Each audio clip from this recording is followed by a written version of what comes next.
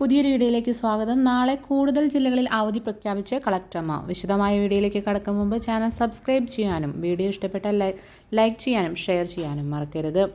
July 17 മുതൽ 21 വരെ ശക്തമായോ മഴയ്ക്ക് സാധ്യതയുണ്ടെന്ന് കേന്ദ്ര കാലാവസ്ഥാ വകുപ്പ് അറിയിച്ചു.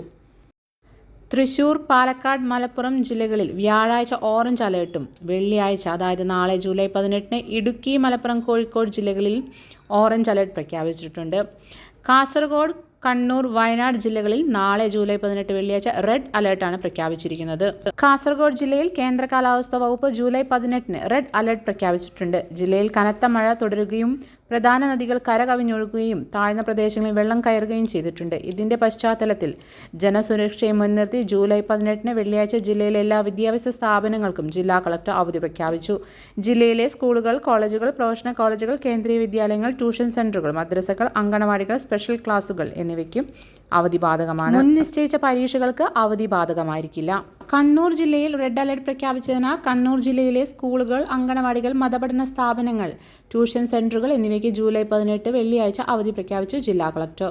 വയനാട് ജില്ലയിൽ നാളെ ജൂലൈ 18 റെഡ് അലർട്ട് പ്രഖ്യാപിച്ച സാഹചര്യത്തിൽ ജില്ലയിലെ റെസിഡൻഷ്യൽ വിദ്യാഭ്യാസ സ്ഥാപനങ്ങൾ ഒഴികെയുള്ള എല്ലാ വിദ്യാഭ്യാസ സ്ഥാപനങ്ങൾക്കും നാളെ വെള്ളിയാഴ്ച ജൂലൈ 18 അവധി പ്രഖ്യാപിച്ചു കളക്ടർ. പ്രൊഫഷണൽ കോളേജുകൾക്കും മതപഠന സ്ഥാപനങ്ങൾക്കും അങ്കണവാടികൾക്കും ട്യൂഷൻ സെന്ററുകൾക്കും അവധി ബാധകമാണ്.